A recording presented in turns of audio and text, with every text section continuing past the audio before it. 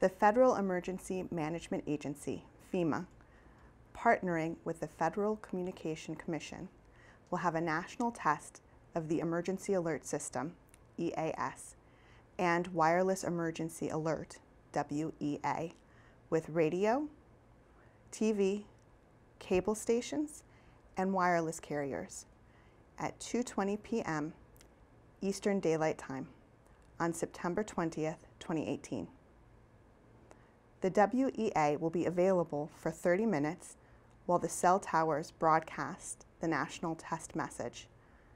Cell phones that are turned on and near an active cell tower will be able to receive the test message. Your phone should only receive the test message once. Both EAS and WEA test messages will start with "This is a test" and end with "No action is needed." Public safety officials need to make sure when an emergency or disaster happens, they have a process and system that will send out important alerts and warnings to the public.